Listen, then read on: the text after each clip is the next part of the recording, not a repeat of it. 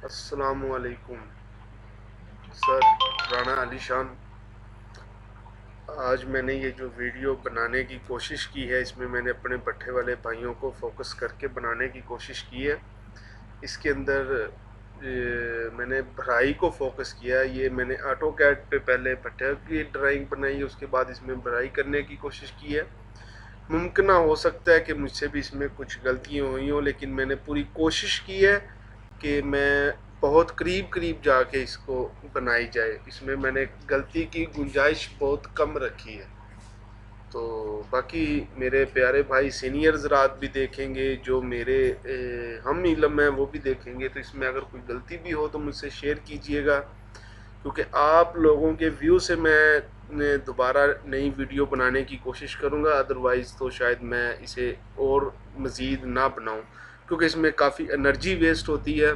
Auto CAD software है और ये बहुत स्लो चलता है, इसमें काफ़ी टाइम होता है। ये मैंने पहले पूरी इसको वीडियो को बनाने से पहले, यानी कि ये रिकॉर्डिंग मैं बाद में कर रहा हूँ, पहले मैंने ये ऑटो कैड पे बनाते वक्त इसे रिकॉर्ड किया हुआ है स्क्रीन को, और उसमें मैंने इसे पॉज कर करके जहाँ से मुझे कुछ चीज़ें उठानी पड़ती थी मैं इसे पॉज करता था, और वो पूरी एक स्ट्रक्चर और पूरी एक तरतीब से बनाने के बाद फिर मैंने उसमें से जो मेन जो मेन चीज़ें थी उनको मैंने फिर एक जगह पे एक प्लेटफॉर्म पे जोड़ के अब उसके ऊपर मैं ये वीडियो बना रहा हूँ। अब मैं इसे आप लोगों के ये सर एक पूरा यानी कि भट्ठा है, इसको मैंने अंदर अंदर 30 फुट रखा है और ये 300 फुट लंबाई है। और इसके अंदर ये जो मैंने खुड्डे भी दिए हैं, इस चिमनी को मैंने 150 फुट पे डिज़ाइन किया है। तो उसके साथ मैंने इसकी जो सेफ्टी दीवारें भी बनाई हैं, और इसके जो गले हैं वो मैंने हर 45 फुट पे गला रखने की कोशिश की है। तो इसी लिहाज से इसके अंदर मैंने अब ये चैम्बर लगाना शुरू किया था।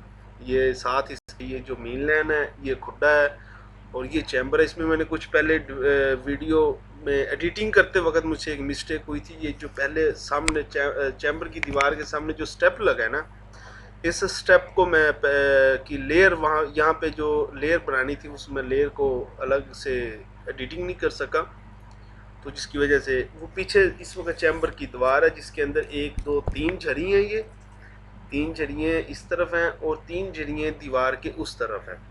उसके सामने मैंने इस चैम्बर के पहले स्टेप को शुरू किया। पहला स्टेप मैंने रखा है 1 ईंट का, यानी कि 9 इंची। ये और ये इनके जो दरमियान में जो जिसको हम जरी बोलते हैं, एक से दूसरे का जो डिस्टेंस है ना, वो 4 इंची मैंने रखा हुआ है। और हर 4 रदे के बाद मैंने इसकी डाट निकाली है स्टेप उसके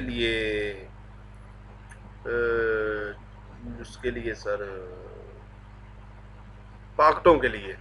तो इस ये मैंने जो जितना कुछ किया है, इसमें 2 कंट्रीज़ की मैंने इंफॉर्मेशन इकट्ठी की हैं। एक जो इंडिया के बड़े पुराने भट्ठे चल रहे हैं, वहाँ के मेरे एक इंटरनेट से मैंने कनेक्ट करके कुछ इल्म उनसे भी मैंने लिया है।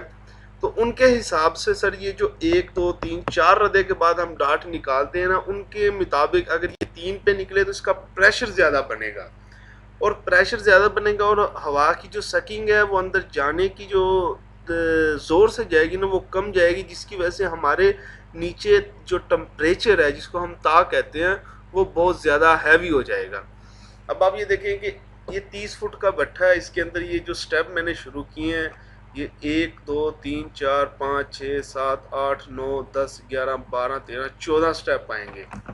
तो इसी तक अब ये इस वक्त मैंने एक चैम्बर और ये एक स्टेप को मुकम्मल कर दिया है। तो इसको मैं ज़रा जूम भी किया है ताकि इसको सब दोस्त ज़रा डीपली से देख सकें। तो अब यहाँ पे मैंने इसके ऊपर ना वो दी है सर, डार्ट निकालने के लिए मैंने यहाँ पे आके स्टेप को क्लोज करने की कोशिश की है। तो इसी तरह ये अब मैं इसका बिल्कुल आपको सामने का व्यू देने की कोशिश कर रहा हूँ, क्योंकि ऑटो कैड पे मैं भी अभी इतना एक्सपर्ट नहीं हूँ। तो मैं कभी कभी ही इसको इस्तेमाल करता हूँ। मोस्टली तो मैं ज़्यादा अपने वर्किंग एक्सेल पे करता हूँ। तो इस पे मेरा इतना ज़्यादा अबूर नहीं है, जिसकी वजह से कुछ चीज़ें मैं ब्रेक बड़ी स्लो करती हैं। ये जो ईंट की पैमाइश मैंने की है ना, ये 9 3 4 है सर, इसलिए हो सकता है कि किसी जगह पे कोई वेरिएशन आ सके। हो सकता है कोई बहुत ज़्यादा सीनियर भाई देख रहा हो तो वो इसकी पैमाइश को ज़रा एलिगेशन लगा सकता है, लेकिन मैं पहले बता दूँ ये 9 3 4, क्योंकि ऑटो कैड हम जो 12 इंच का होता है ना, तो जो आउट कंट्रीज होती है ना, वहाँ पे फुट 12 इंच में कंसीडर करके चलते हैं। तो ये 1.6 से कभी भी नहीं चलता, ये 1.5 से चलता है।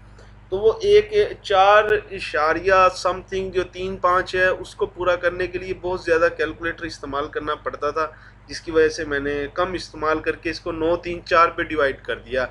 पूरे चैम्बर में अगर फ़र्क भी आएगा तो 11 से 12 ईंटों का फ़र्क आएगा सारा। अब इसी तरह सर ये देखें आपके सामने जो ये वर्किंग हो रही है, इसके अंदर ये एक स्टेप मुकम्मल हो चुका है। एक स्टेप में ये बहुत जद्दोजहद के बाद, क्योंकि ये मेरा जो लैपटॉप है वो इस सॉफ्टवेयर को पूरी तरह से एक्सेस नहीं कर पा रहा था, जिसकी वजह से मेरी स्पीड कम है। अब ये जो दूसरा स्टेप मैं लगा रहा हूँ, ये दूसरा स्टेप फर्दन फर्दन भी लग सकता था, लेकिन मैंने इसे वीडियो को पॉज करके बैकअप पे ऊपर ये मैंने बाहर तैयार किया, क्योंकि अंदर इसको मुकम्मल तौर पे फिट करना काफ़ी डिफ़िकल्ट होता है। तो एक स्टेप को मैंने फर्दन फर्दन अंदर ही जोड़ा था, और अब मैं इनको कॉपी पेस्ट करके इसके 4 स्टेप पूरे बनाने की कोशिश की है। तो इसके अंदर एक, अब ये मैं दूसरा स्टेप रखने की कोशिश कर रहा हूँ, और इसी तरह ये 1 2 3, और इसके जो दरमियान का मैंने जो डिस्टेंस रखा है ना, जिसको हम झरी कह लें, वो मैंने पूरी 9 इंच पे रखी है, क्योंकि मेरी ये जो ईंट बनाई है ये 9 3 और 4 की है। इस हिसाब से ही मैं इसकी झरियाँ रख रहा हूँ। और इसमें आप जब देखेंगे कि जब मैं इसको यहाँ से वापस लेके आगे पीछे बार बार जाने की रीज़न भी यही है कि ये देखें ये पैमाइश आ रही है, ये 2 इशारिया समथिंग, और ये बिल्कुल एग्जैक्ट कैलकुलेशन के तहत ही काम करता है। इसमें जो साइज का वेरिएशन नहीं आ सकता, यानी कि अगर ये भट्ठा 30 फुट है तो 30 फुट है, ये कमी इसमें ये देखें 8.55, ये इस तरह जब तक ये मेरी पूरी फिगर नहीं आएगी मैं इस स्टेप को रखता नहीं हूँ। तो लेकिन फिर भी ये मेरा फर्स्ट टाइम है, और आज से पहले मैंने इतना ब्रीकी में मैंने 2 4 दोस्तों के घर के डिज़ाइन बना के दिए हैं, लेकिन ये बहुत ब्रीकी का काम है, इसलिए इसमें 19 20 वेरिएशन के चांसेस हैं। तो कुछ मेरा लैपटॉप में बहुत देर से इस पे काम कर रहा था, तो इसलिए मेरा लैपटॉप गर्म होने की वजह से इसकी जो परफॉर्मेंस है वो भी कम हुई हुई है। तो इसी तरह से ये अब बड़ा कुछ स्लो भी चल रहा है। तो इसमें हतमन कोशिश तो पूरी। अब ये देखें सर, ये मैंने 1 2 3 4 स्टेप, और पांचवी दीवार है। तो पांचवी दीवार के अब ये एक, अब ये देखें ये मैंने साइड पे बहुत सारा काम किया हुआ है, ये साइड पे मैं अब इसको यहाँ से उठा के यहाँ पे रखता हूँ। तो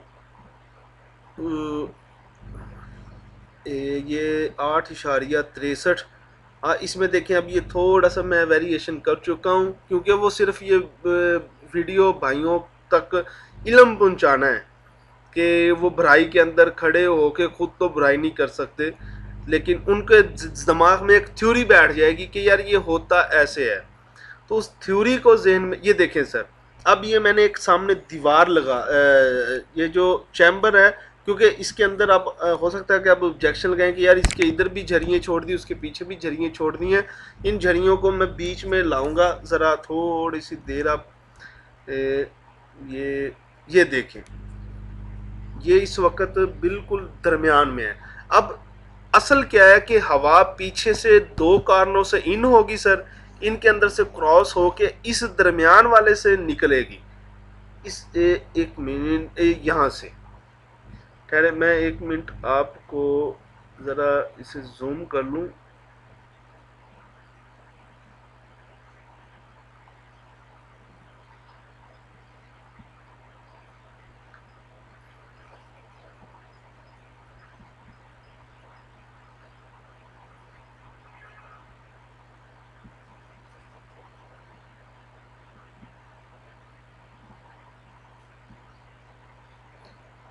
हो जा अल्लाह के बंदे, हो जा।